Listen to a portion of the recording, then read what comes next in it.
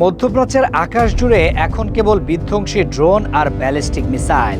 যুক্তরাষ্ট্র ও ইসরায়েলকে ঘিরে শুরু হওয়া সংঘাত এখন এমন পর্যায়ে পৌঁছেছে যে মার্কিনীদের দমাতে এবার সৌদি আরবেও একের পর এক ড্রোন হামলা চালিয়ে যাচ্ছে ইরান। এমন অবস্থায় এবার ইরানে পাল্টা হামলার কড়া হুঁশিয়ারি দিলেন সৌদি সরকার।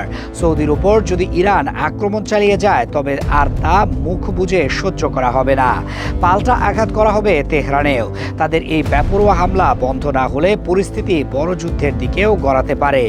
এমন জবাবে এখন প্রশ্ন উঠেছে, তবে কি এবার ইরানের বিপক্ষে সরাসরি যুদ্ধে নামছে আরব বিশ্ব? মূলত সাম্প্রতিক সময়ে ইরান তাদের ঘোষিত সামরিক অভিযান অপারেশন ট্রু প্রমিস 4 এর অংশ হিসেবে একাধিক ড্রোন ও ব্যালিস্টিক মিসাইল হামলা চালায় সৌদি আরবের গুরুত্বপূর্ণ স্থাপনাগুলোর দিকে। সৌদি প্রতিরক্ষা মন্ত্রণালয়ের তথ্য অনুযায়ী শনিবার দেশটির বিভিন্ন সামরিক ঘাঁটি ও তেল স্থাপনাকে লক্ষ্য করে অন্তত 17টি ড্রোন এবং বেশ কয়েকটি ব্যালিস্টিক মিসাইল নিক্ষেপ করা হয়। সবচেয়ে গুরুত্বপূর্ণ লক্ষ্যগুলোর একটি ছিল রিয়াদের দক্ষিণ পূর্বে অবস্থিত প্রিন্স সুলতান বিমান ঘাঁটি, কারণ এখানে মূলত অনেক মার্কিন সেনা মোতায়েন রয়েছে। তাছাড়া এটা যুক্তরাষ্ট্র ও সৌদি আরবের যৌথ সামরিক কার্যক্রমের একটি বড় কেন্দ্র। ইরান ওই ঘাঁটির দিকে পরপর দুইবার ব্যালিস্টিক মিসাইল নিক্ষেপ করে। তবে সৌদি আরব দাবি করেছে তাদের প্যাট্রিয়ট প্রতিরক্ষা ব্যবস্থা সক্রিয় হয়ে মাঝ আকাশে মিসাইলগুলো ধ্বংস করে দেয়। শুধু সামরিক ঘাঁটি নয়, ইরানের লক্ষ্যবস্তুতে ছিল সৌদি আরবের গুরুত্বপূর্ণ জ্বালানি স্থাপনাগুলো। সংযুক্ত আরব আমিরাত সীমান্তের কাছে অবস্থিত সায়েবা তেল ক্ষেত্রে একযোগে ড্রোন হামলা চালানো হয় বলে জানিয়েছে সৌদি কর্তৃপক্ষ। এই বিশাল তেল ক্ষেত্রটি দেশটির জ্বালানি খাতের অন্যতম গুরুত্বপূর্ণ অবকাঠামো।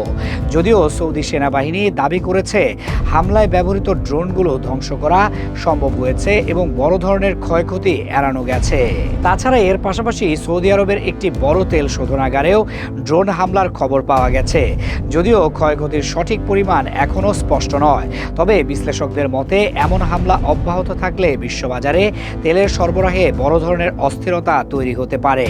এদিকে হামলার পরপরই সৌদি আরব পাকিস্তানের সেনা প্রধানের সঙ্গে একটি জরুরি বৈঠকও করেন। ধারণা করা হচ্ছে এতে বর্তমান আঞ্চলিক নিরাপত্তা পরিস্থিতি নিয়ে আলোচনা করা হয়েছে। যদিও সামরিক বিশ্লেষকরা মনে করছেন ইরান হয়তো সরাসরি রিয়াদকে যুদ্ধে জড়াতে চায় না, বরং তারা এটা বোঝাতে চেয়েছে যে সৌদি ভূমি ব্যবহার করে যদি যুক্তরাষ্ট্র বা ইসরায়েল কোনো পদক্ষেপ নেয় তবে তার ফল হবে অত্যন্ত করুণ। কিন্তু রিয়াদের পাল্টা হুঁশিয়ারি বলছে তারা কেবল রক্ষণাত্মক অবস্থানে থেকে মার খাবে না, বরং প্রয়োজন হলে ইরানের ভেতরে পাল্টা আঘাত হানতেও দ্বিধা করবে না। এদিকে দিন যত যাচ্ছে ইরানের বিরুদ্ধে ইসরায়েল ও যুক্তরাষ্ট্রের হামলা জোরালো হচ্ছে। একদিকে আমেরিকার প্রেসিডেন্ট ডোনাল্ড ট্রাম্প জানিয়েছিলেন ইরানকে নিঃশর্ত আত্মসমর্পণ করতে হবে, তবেই যুদ্ধ থামতে পারে।